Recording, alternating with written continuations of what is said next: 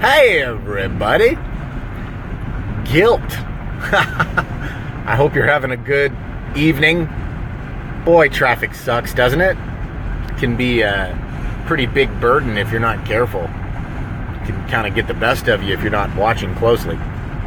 So, I want to talk today about veteran guilt.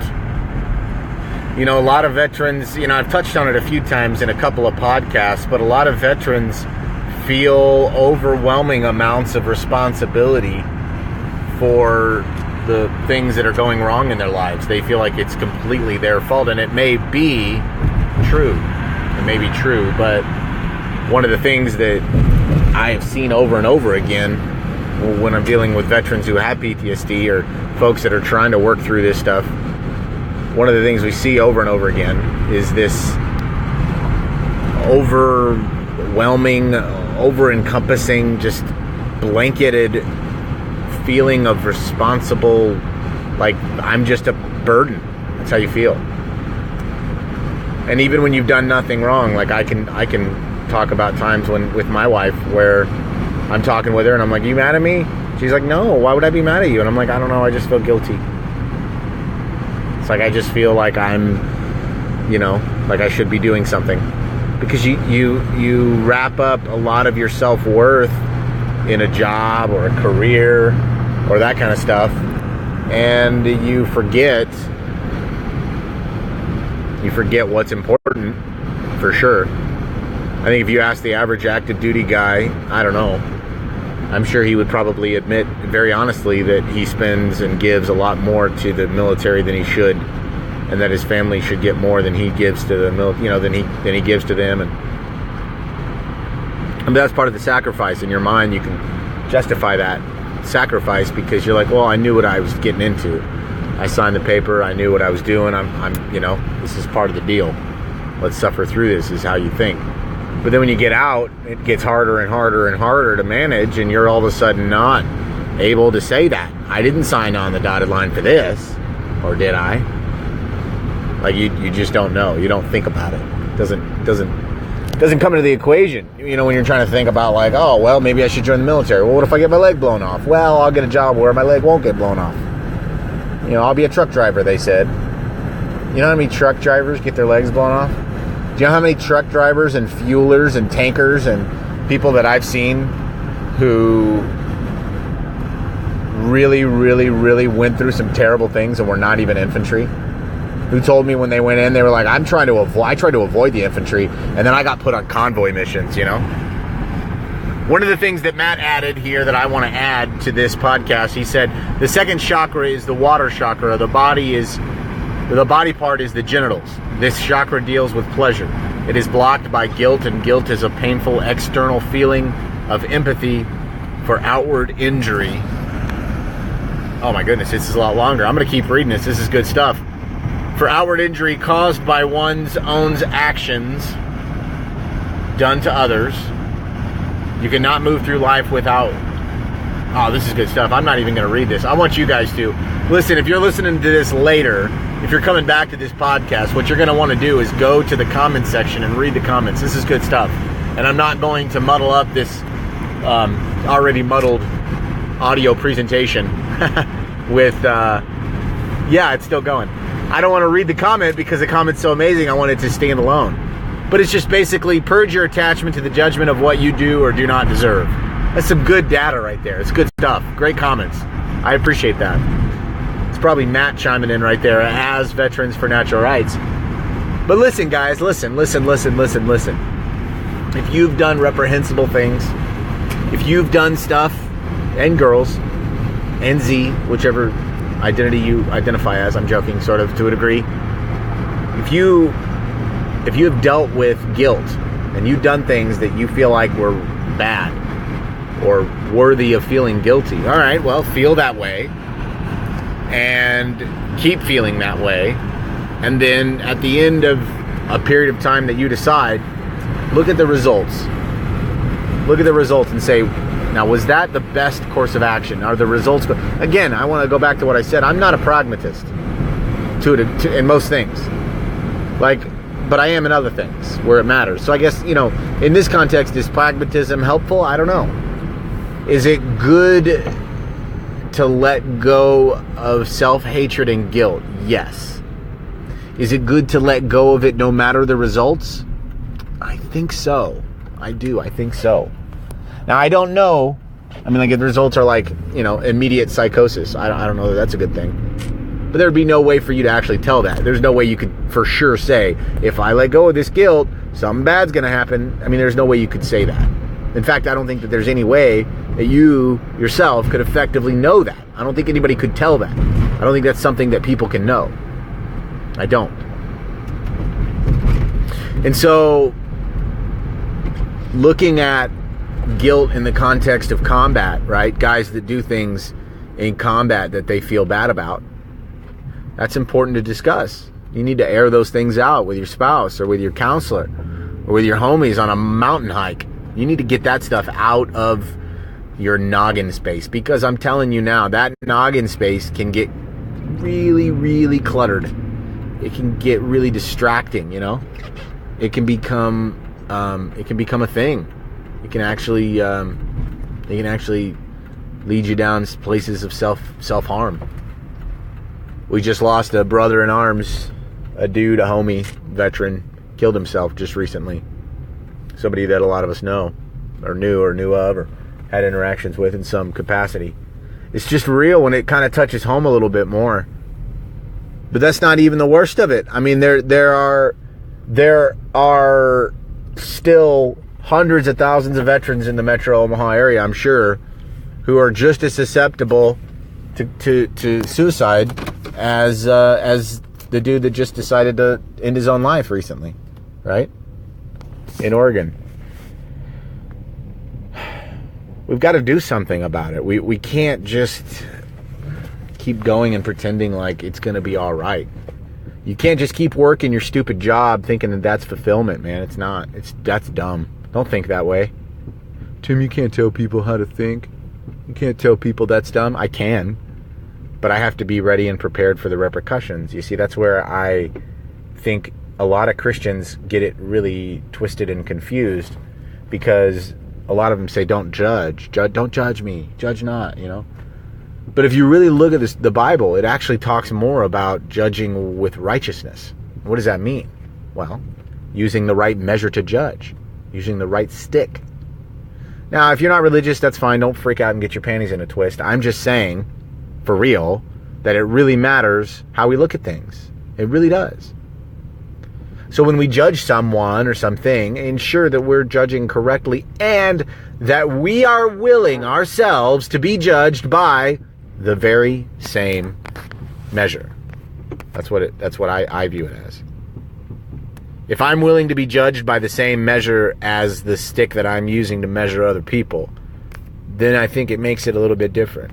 It definitely changes things a little bit, right? Makes it seem a little bit clearer that what we do has an impact on our surroundings, that what we say has an impact on our surroundings, that how we treat other people has an impact on our surroundings. And then we can take that another step, the way the VA does. And we can say how we do what we do, where we do, and when we do it impacts how our mental state will be. And then, I mean, like, the VA doesn't say this, but I do. Like, you can cultivate your surroundings to a degree. And I guess to go even further, everybody sort of is cultivating their surroundings. No one that's on welfare, living in project housing, being beaten by their spouse, consuming narcotics, none of those people would tell me that they would pick that life. Nobody would. I don't think anybody would. I don't know anybody that's like, oh yeah, I can't wait to get addicted to crack. Yay. Where are those pills to shove up my nose? I wonder where that kind of idea happened. It's like, I'm going to stick this dried up powdered leaf in the second highest hole in my head. I guess it is the highest hole. No, second highest, because my eyes are the highest. I'm just going to shove this up here and hope something happens. How many people do you think died trying to figure out if cocaine was good or not? before they figured out, oh, cocaine is the one. That's the one, the cocoa plant. It's not those other things like, poinsettias and viper poison and poop. I just wonder how much stuff they put up their nose before they realized that cocaine was the right thing. People are so insane. You understand that, right? That people are nuts. People are lunatics. People are crazy. You understand that? That we live in a world right now where the idea of tribalism is so foreign, so outside of the norm that we just can't, we're not even connected to that. Just a few thousand years ago, maybe less. I don't know. I'm not good at math. There were people banging sticks together, grinding up leaves, right? And now it's like we're this advanced society. We're this advanced, forward-thinking, sort of, fast-moving, we're these, like, fast-paced people. Look at how high speed we are. Look at all of our stuff. Look at how high-tech we are. Oh, but wait, though. Like, don't you see that you have astronomically large numbers of your war veterans returning home and killing themselves? Do you see that? Like, isn't that like some kind of marker? Some kind of like flag or something? Some kind of something that should tell us, guys, hey, we're friggin', we're heading the wrong direction here. This shit doesn't look good here. Right? Something doesn't look right here, guys. Something doesn't look right. But no, we just keep pushing forward. It's kind of like me when I do budget. That's the reason why my wife does the budget, because I'm an idiot. I just think, you know what? Let's just keep moving forward and cross our fingers and hope. And Jennifer's like, no, let's come up with a plan. And I'm like, forget a plan. Let's just spend money. Let's just blow money and hope it works out, guys. Oh, man, that's me. That's me. What's the problem? I don't know. Throw some money at it. Let's see if that fixes it. Whereas my wife would say, let's plan. Let's approach this with a calm mind. Let's be systematic here. Let's be rational. That's the reason she's amazing for me. If you don't have somebody in your life that can tell you to calm the hell down, then you need to get one. And I'll be that guy for you. I'll be your Huckleberry. If you're looking for somebody to tell you to chill out, man, I'll gladly be that guy or person or human for you. Yeah, anyway, I digress to all that stuff. I mean, we live in a world where the idea that putting something in your body that was synthesized in a laboratory is far better than putting something in your body that was grown in the dirt. We would have tribes go to war. They would come back with PTSD. They would lick a toad. They would go in a tent for a while and come out a new human being and have better lives, right? That's crazy. That's nuts. That's wacko, man. That we're that far away. And going back to what Matt added here in the thing here, he says in the comments section, by the way, if you're listening live, I appreciate you staying this long. If you're not listening live, please go to veteransfornaturalrights.org or go to Veterans for Natural Rights on Facebook and find out more about what you can do to help veterans gain access safely to medicine, resources, supplements, data, information, communication, appropriate legislative understanding, all kinds of stuff. Please go and check it out. We're working on the website right now, and we're working on making better graphics, as you can see. If you're a web developer, graphic designer, and you're a veteran and you want to help for free, please send us a message and don't just assume you're the best and the baddest. Let's get together and work together and make something that doesn't suck. Yeah? I digressed again. It's all your fault, Veterans for Natural Rights. So, when we're talking about the idea of guilt, one of the things that Matt says here is, he says, guilt is a painful external feeling of empathy for outward injury caused by one's actions done to others. You cannot move through life without causing hurt or being hurt. Having hurt someone else does not mean you deserve to hurt forever and deny your full potential. Forgive yourself. So it's okay. You piss someone off or let someone down. Get over yourself. Dang! Matt, dropping bombs. Purge your attachment to judgment of what you do or do not deserve, and you will experience gratitude and contentment rather than lusting for things always beyond your reach. What you can purge. Pee and sweat. This is the cannabis medicine chakra, and the color is orange.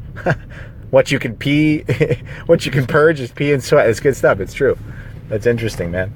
That's an interesting perspective on this situation here, isn't it? I mean, it's like, some of you guys are going to listen to that and you're going to be like, I don't know. I just don't know. That's a bit too hippie for me. Not me, though. I hear it and I'm like, that's interesting. You know, because Christians, they by and large, and I identify by, you know, primarily as a Christian, right? But at the same time, those things that he's talking about, there's chakras and the idea of energy and force and chi. I cannot, and I will not limit what I believe to be the creator of the universe because I don't understand it. How stupid. How stupid. How foolish. To say, you know God. Right? If the God of the universe is what a lot of predominant evangelical Christians say it is, then, in my opinion, that's a very tiny God. Because then they'll say he's the biggest God in the whole wide world, the bestest, biggest, onlyest, etc. But then they'll treat him, or it, or the God, as if he's incapable of actually handling the things that they say he can handle. Or they pretend like they played a role in how this situation, you know, because if you believe in the context and the doctrine of divine providence, that idea is that God's in control and has set everything in motion and is doing all things. Sort of the idea of, you know, anti-autonomy to a degree. Taken to its fullest extent, I suppose. But guilt comes from a lot of times can come from a religious upbringing. You feel overwhelming guilt because you feel like you've let God down. Because you feel like, you know, if you're a red-blooded American and you served your country and you love God and eat apple pie, well, all right. You know. But a lot of those folks that are ready to wave a flag in a parade aren't willing to put legislation forward that's actually going to help save lives of veterans instead of doing a self-serving, anti-patriotic, socialistic, ridiculous display of self-importance.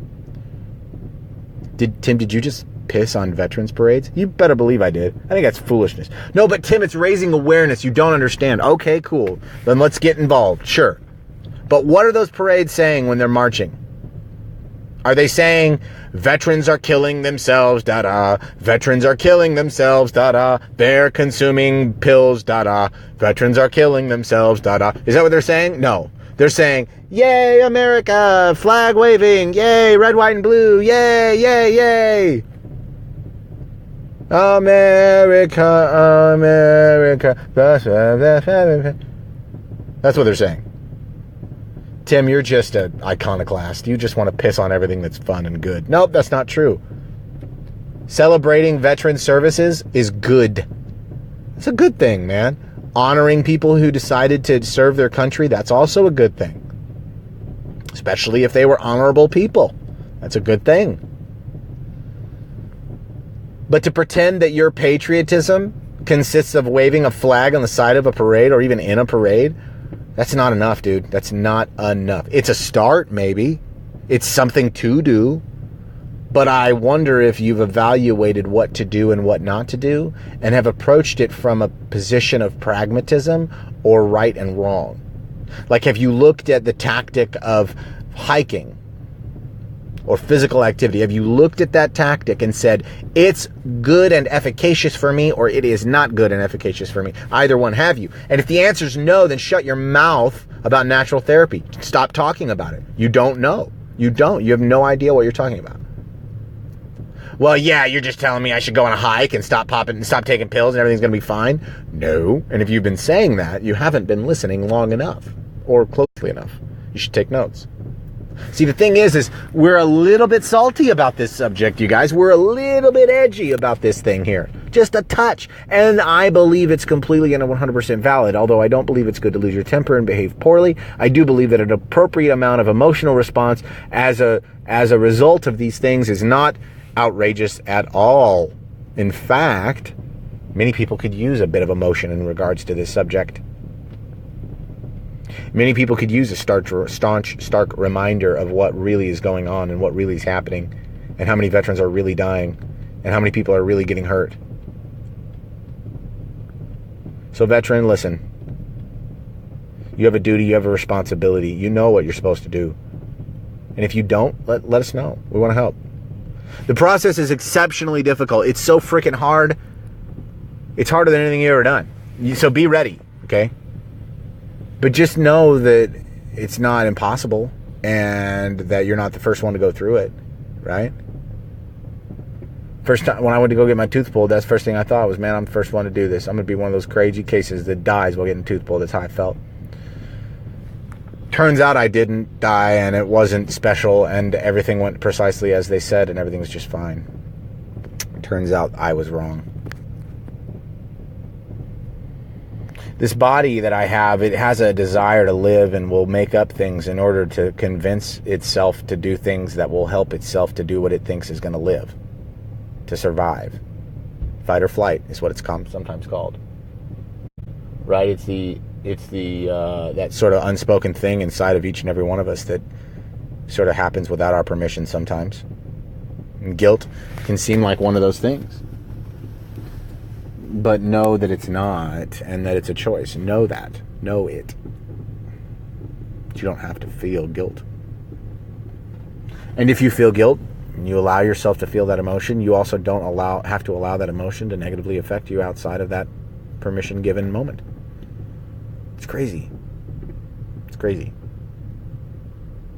Purge your attachment to judgment of what you do or do not deserve, and you will experience gratitude and contentment rather than lusting for things always beyond reach. Spoken like a true poet? Is that the word I was looking for? Poet? Prophet? I don't know. Prolific writing? Copy? I don't know. It's good stuff. Good, interesting stuff, guys. Listen, for more information about what we're doing here in Omaha, you can go to the Facebook page of Veterans for Natural Rights Omaha. I believe it's facebook.com/VNR Omaha. I'm fairly certain. But if you search VNR Omaha, you'll find it. And then obviously search for the national page that is called Veterans for Natural Rights.com or org, I believe. We're working on the website, so don't judge too harshly. And if you do, no one cares. It's all right. If you've got web development experience, social media design experience, if you're interested in content creation, if you're interested in writing some blogs for us, if you've got a perspective that we might find interesting, if you want to be on the show, please let us know. We're working on developing more capable means of doing these kinds of things, and we're not done yet. We're just getting started. This is just in its infant stages, guys. But what we're looking at here is sort of a world of veteran care and treatment that is so big, has so many far-reaching tentacles that it literally is wrapped around politics, religion, sex, drugs, money, rock and roll, all of it. It's willing to reach out its nasty, hairy, veteran, gross tentacles and sort of do good things in all sorts of different, places, all sorts of different venues. It's having impact in other elements other than just with veterans. People are starting to take notice that aren't veterans, right? So if you'd like more information about those things, please send us a message. If you've had experience personally with what we're talking about here, this kind of guilt, please let us know. Comment below. Share your thoughts. And then consider sharing this podcast with a veteran friend or a non-veteran, perhaps create awareness. The goal, again, is to let people know about these things, that they exist, and be a voice for a community of people that have, by and large, been sort of pissed on and dismissed. And if they are appreciated, it's sort of this quasi-patriotic flag-waving, not-for-real kind of thing, and from the sidelines of a parade. Oh, here's another wounded veteran, We want to break those stigmas and get out beyond that idea of what a veteran's supposed to look like and be, and where they're supposed to be appreciated and when they're not. And we want to really help them. We want to make them real, bring them to the forefront because they matter, okay? I appreciate you guys a whole bunch. I appreciate you listening this long. And if you have been listening this long, that means you can obviously share the post. So go ahead and do that. I'm going to go ahead and end the podcast for tonight. I'm going to try to go into this supermarket here and not lose my mind. So hopefully Trader Joe's goes well. Oh, did I say their name? I'm sorry. Hopefully this nondescript supermarket that I'm about to go into contains the organic food I'd like to feed to my family. You guys are awesome again. Appreciate it. Talk to you later. Bye.